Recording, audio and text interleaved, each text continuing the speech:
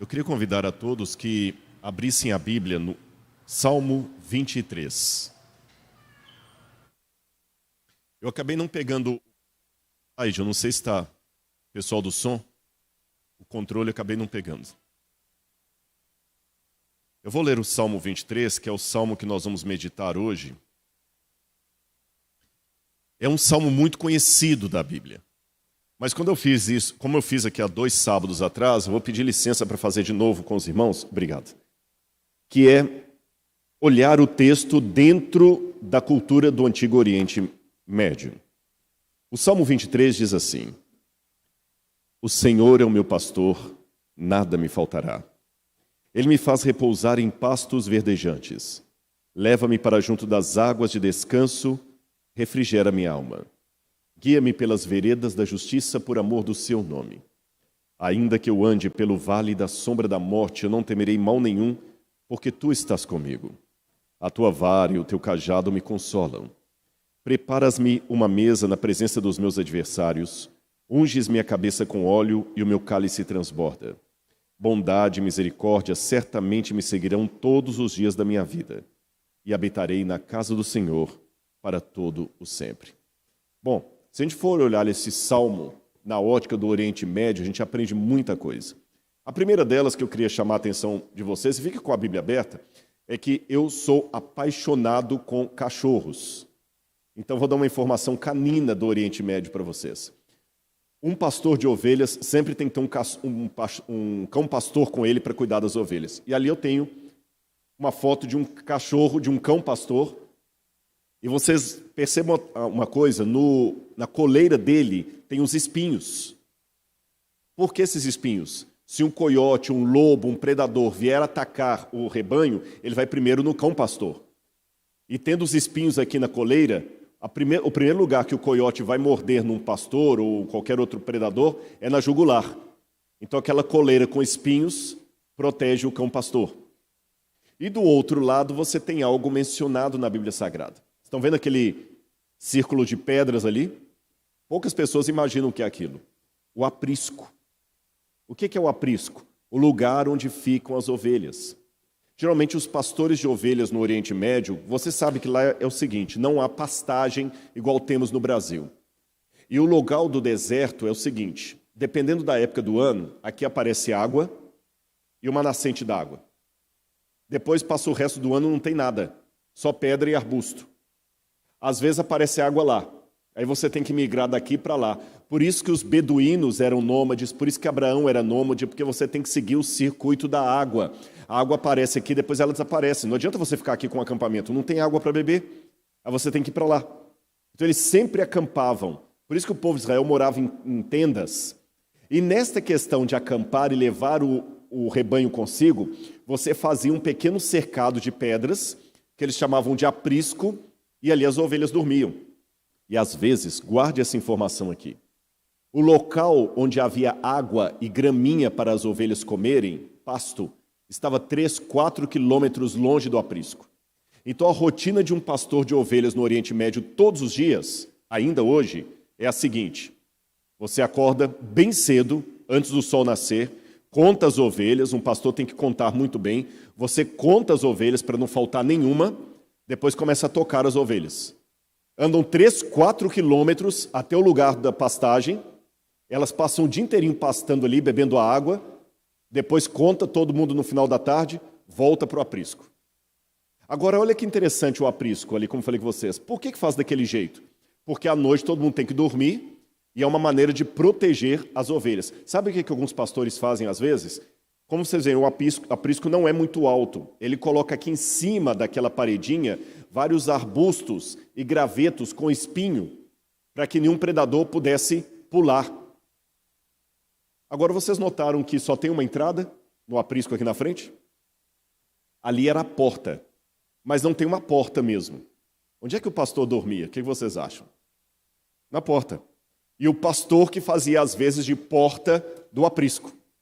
É por isso que Jesus contou, aqui nós temos um outro exemplo de aprisco, esse aqui é um aprisco típico da época de inverno.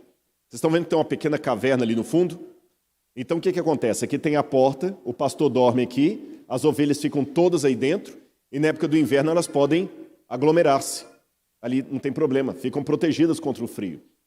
Agora, Jesus certa vez falou uma coisa interessante no Evangelho de João. João capítulo 10, versículo 7. Eu sou a porta das ovelhas. Por que Jesus usou essa expressão idiomática, eu sou a porta das ovelhas? Porque era algo que eles estavam acostumados. O pastor que ficava deitado na porta do aprisco, e Jesus falou, quem entra por mim, tudo bem. Quem não passa por mim é o bandido que quer fazer mal para o rebanho. Jesus usou uma comparação de algo conhecido para uma lição espiritual. Agora vamos falar um pouquinho do Salmo 23. Já que o Salmo 23 é o Salmo do pastor, deixe-me tirar da mente de vocês um pouquinho aquela visão hollywoodiana do pastor de ovelhas como sendo quase um Lawrence da Arábia, com aquele turbante ali. Esse é o verdadeiro pastor de ovelhas do Oriente Médio. E muitas vezes crianças.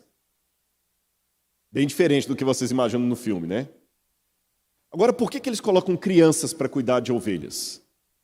Olha que curioso. A ovelha é um tipo de animal que ela não acostuma com outro dono, senão o dono dela. Se eu tiver um rebanho de ovelhas e devo dinheiro para o seu Antônio, eu falo, Antônio, eu não tenho dinheiro para te pagar, mas faz o seguinte, eu vou tirar umas 10 ovelhas aqui e vou te dar. Ele não vai aceitar, a menos que ele seja açougueiro. Porque se ele for pastor de ovelhas, sabe o que vai acontecer? As 10 ovelhas que eu passar para ele, elas não vão acostumar com ele. Elas vão definhar, vão morrer de depressão, saudade do dono anterior. Porque elas acostumaram com o meu cheiro, com a minha voz, elas não acostumam com outro dono. Só tem um jeito da ovelha passar de um dono para outro. É quando você coloca desde criança um menino ou uma menina para poder cuidar do rebanho com você. Aí o menino vai crescendo ali com as ovelhas, elas vão acostumando com o cheiro da criança. Se o adulto precisa se ausentar, aí tem a criança. Por isso você vê muito no Oriente Médio crianças cuidando de ovelhas. E uma coisa que chama atenção é que elas têm uma vida muito rústica ali no deserto. O deserto, gente, humilha qualquer um. Qualquer um. É no deserto que você vê realmente quem você é e como você é necessitado. E é interessante que a forma como o Salmo 23 está escrito no hebraico é um pouco diferente de como nós lemos em português. Porque a gente lê assim, o Senhor é meu pastor, nada me faltará. Você está faltando alguma coisa? Para mim está faltando um monte de coisa.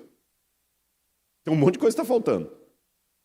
Eu não tenho um submarino numa piscina no fundo da minha casa. Eu não tenho 3 bilhões de dólares no banco. Está faltando um monte de coisa. Quem tem problema, quem tem a deficiência física, está faltando uma perna. Às vezes o outro está faltando um olho. Está faltando cabelo. Então parece que a Bíblia falhou. Que diz que o Senhor é meu pastor, nada me faltará. Mas no hebraico não é assim que está. No hebraico está um pouquinho diferente. Aquelas letrinhas pretas ali, negrito, é como está em hebraico. Ali está o nome de Deus, que a gente fala Hashem ou Adonai. Hashem Roi, o Senhor é meu pastor. Lo Asar, o Senhor é meu pastor. De nada terei falta. Essa seria a melhor tradução do hebraico. O Senhor é meu pastor, de nada terei falta. De nada terei falta é diferente de nada me faltará. Perceberam? Ou seja, se Deus está com você, você pode ter apenas uma meia furada. Você não vai sentir falta. O pouco que você tiver vai ser muito com Deus. É por isso que eu aproveito até esse momento, você que está assistindo de casa, e quero agradecer muito, muito a equipe do Mutirão de Natal. Eu participei disso aqui há 2 sábados. Fizemos aqui alguns leilões. Porque sabendo, a moedinha foi a que foi mais leiloada. Nós doamos uma moeda aqui, alguém arrematou aqui. E estou sabendo que vocês estão com a meta. Muito obrigado ao apoio da igreja. O Sérgio e a Marli não estão conosco hoje, eu acho que estão no Rio Grande do Sul, no sul do país. Mando meu abraço para eles se estiverem assistindo esse sermão também. E agradeço a toda a equipe aqui da Igreja de Botafogo, que sempre foi uma igreja muito unida nisso. Foi um prazer, mas eu sei que o mutirão não acabou ainda, né? Então temos que atingir a meta, tá bom? E quando atingir a meta, vamos dobrar a meta. Essas piadas agora ficam tão perigosas. Bom, continuando, vamos falar do pastor de ovelhas. Uma coisa que me chamou a atenção vendo pastores no Oriente Médio é que eles têm uma mistura de rudeza com delicadeza. Às vezes você vê um pastor de ovelha, porque são rudes mesmo, é gente do deserto. Eles não são assim maleáveis, não. Você vê, às vezes, um pegando um pedaço de pau e batendo na cabeça de uma ovelha. Mas, ao mesmo tempo, você vê o camarada com carinho, porque a ovelha, como eu falei com vocês, ela parece muito com o ser humano. Porque, olha, por exemplo, lembra que eu falei que, às vezes, como é que é o nome do cercadinho de pedras mesmo? Aprisco. E eu falei que, às vezes, entre o aprisco e o lugar das graminhas e da água, tinha 3, 4 quilômetros de distância. Então imagina que o pastor acorda e leva o rebanho 3, 4 quilômetros. Dá trabalho. No deserto você fica cansado. Quando as ovelhas chegam cansadas lá, se a água for muito corrente e a ovelha se assustar com o barulho da água, ela não bebe, Beto. Ela morre de sede do lado, mas não bebe. Parece com um ser humano. Pobre garota rica.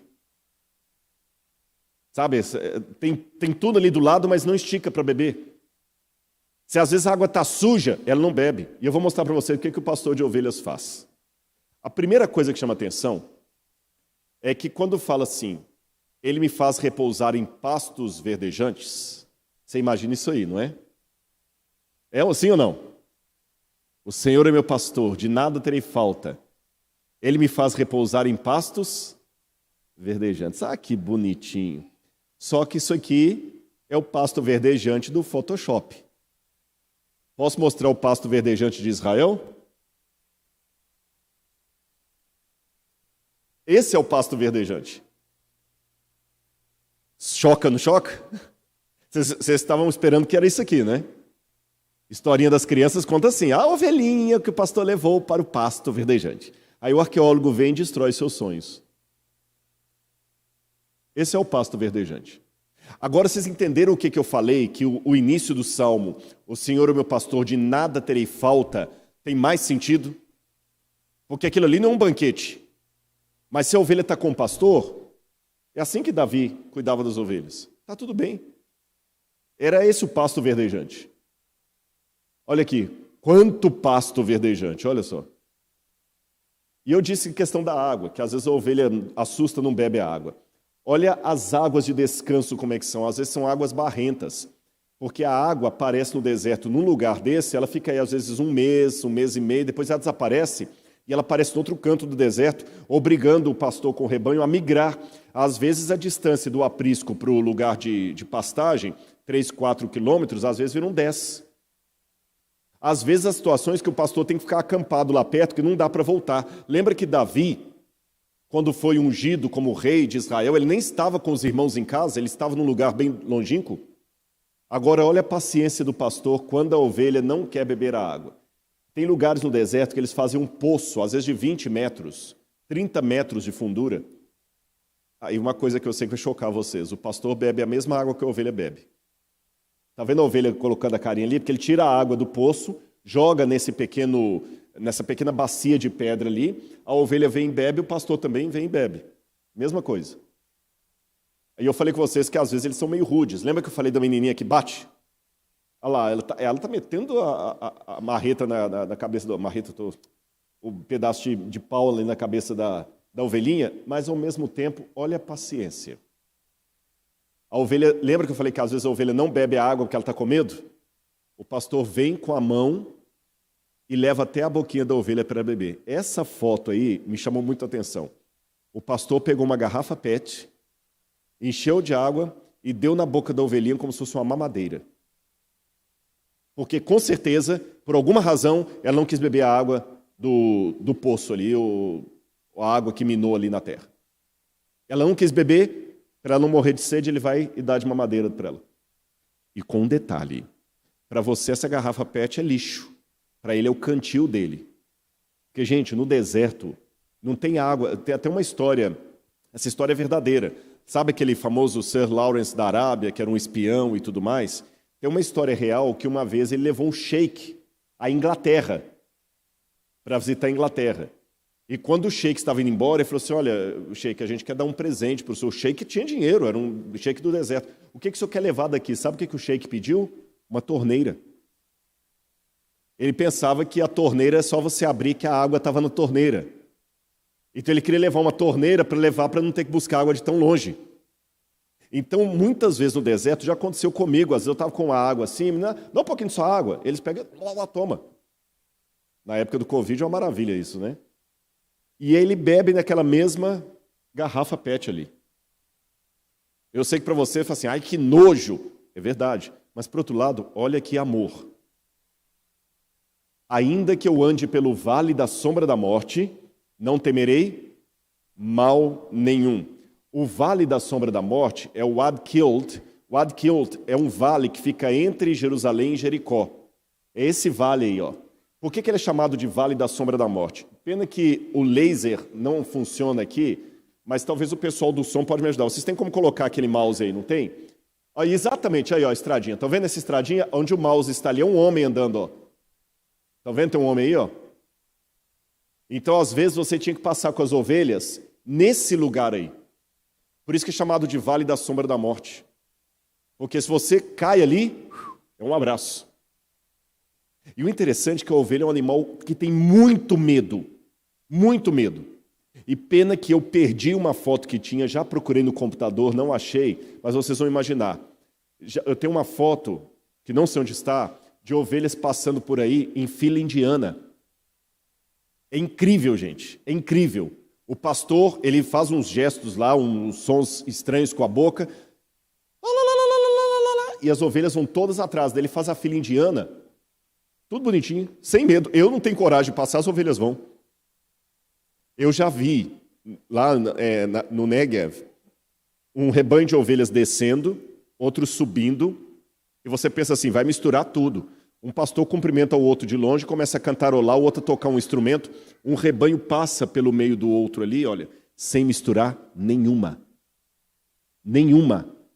Aí eu lembro de Jesus no Novo Testamento que disse o seguinte, eu sou o bom pastor, eu dou a vida pelas minhas ovelhas. Elas ouvem a minha voz e me seguem.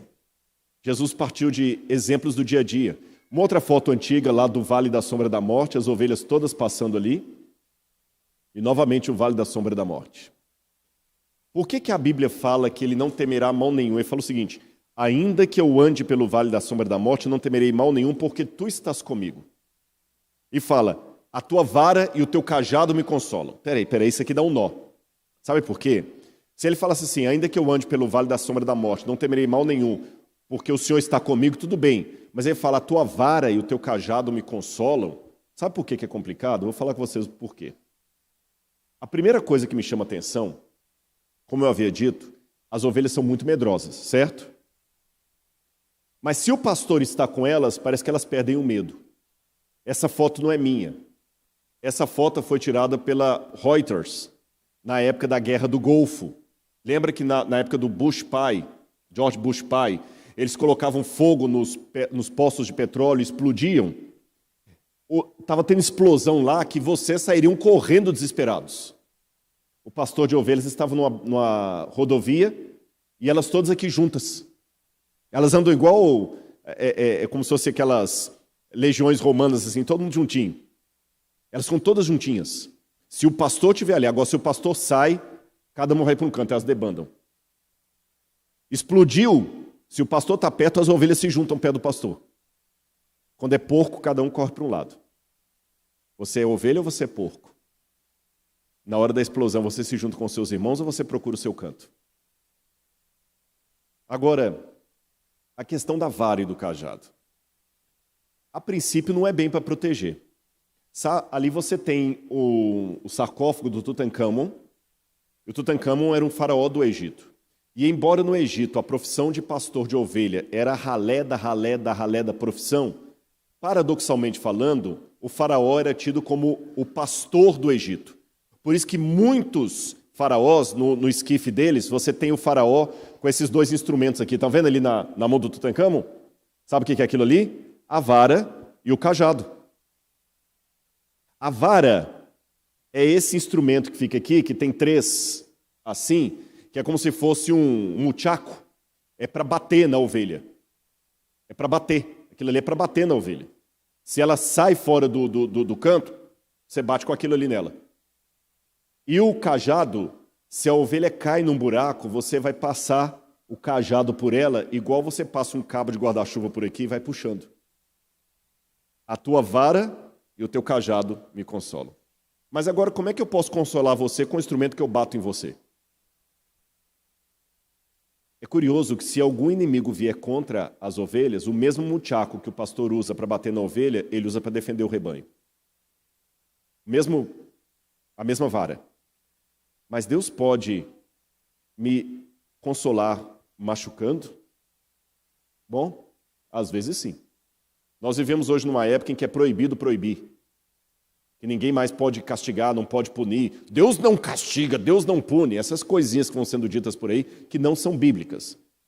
Podem ser politicamente corretas, mas não são bíblicas. Deus fala na Bíblia, eu castigo e repreendo a quem eu amo. E muitas vezes na vida eu só cresci com aqueles que me puniram. Eu vou contar uma historinha para vocês.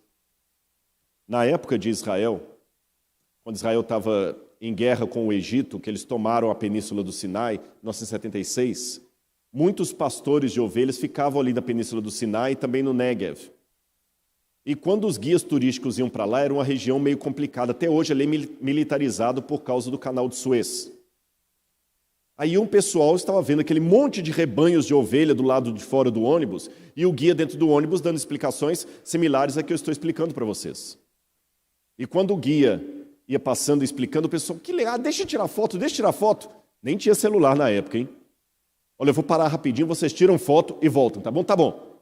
Quando começaram a tirar foto das ovelhas, um pastor pegou uma ovelhinha do meio das outras, trouxe até um local assim e com um pedaço de pau, quebrou a patinha da ovelha.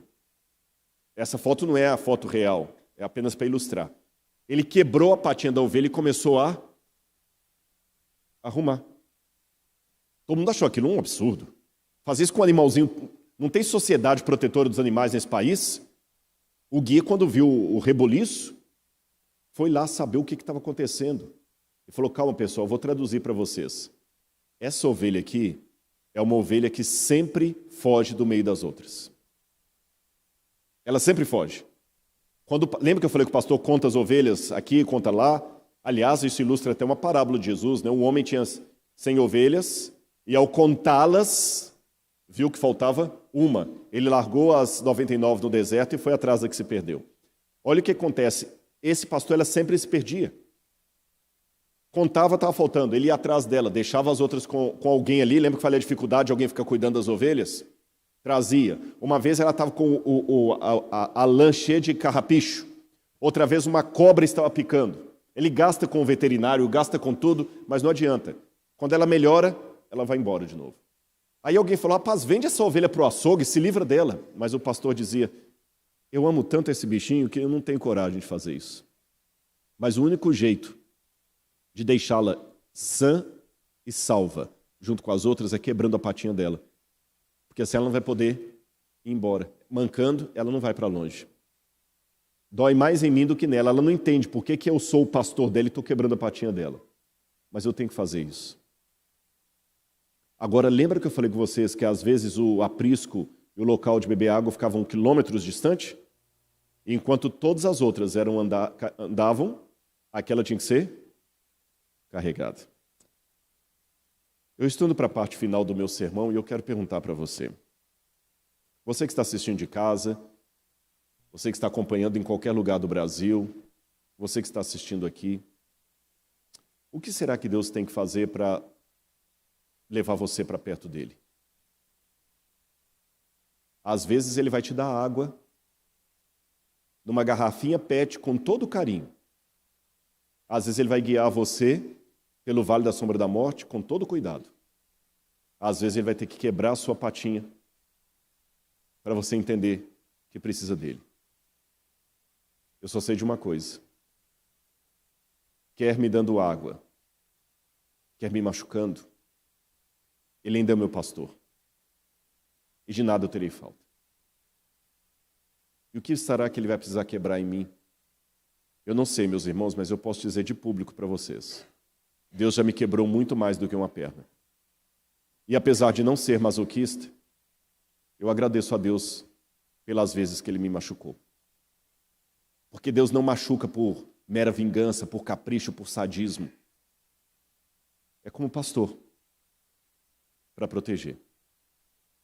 E o término do Salmo diz: preparas-me uma mesa na presença dos meus inimigos. Unges minha cabeça com óleo, o meu cálice transborda. Esses 2 vasos aí, na verdade é um vaso só, é da coleção do Museu de Arqueologia Bíblica do NASP. São originais dos tempos da Bíblia. E era um vaso para unção. Porque hoje, quando você vai para um restaurante, você já viu que eles oferecem um chocolatezinho de menta? Ou um chicletinho? Óbvio. Você tem uma reunião de negócios, comeu coisa com cebola, está com halitose. Aquilo ali disfarça um pouquinho de maneira delicada e discreta. Nos tempos bíblicos, as pessoas não tomavam banho todo dia. Então fazia parte das boas-vindas eu ungir sua cabeça com perfume quando recebia você para comer. Por isso que Jesus foi à casa de Simão e Maria Madalena foi e ungiu Jesus com perfume, como eu falei aqui 2 sábados atrás. E a ovelha se sente assim: unges minha cabeça com óleo, o perfume, para que eu possa comer junto, porque não estou tomando banho, então perfumo o convidado. O meu cálice transborda. Bondade e misericórdia me seguirão todos os dias da minha vida. E eu habitarei na casa do Senhor para todo o sempre. Agora eu vou mostrar 2 fotos finais para vocês. Jesus carregando você como uma ovelhinha. É assim que Ele quer carregar você. Mas note que para que você possa descansar nos braços dele, a mão dele está marcada pelo prego da crucifixão. E do lado de cá, eu tenho um verdadeiro pastor do Oriente Médio. Esse homem deve ser mais novo do que eu. O deserto envelhece. Acaba com a pessoa. Quando Jesus falou, eu sou o bom pastor, é assim que ele fica. Porque ele, na cruz do Calvário, deu a vida por mim e por você. Então, nessa manhã,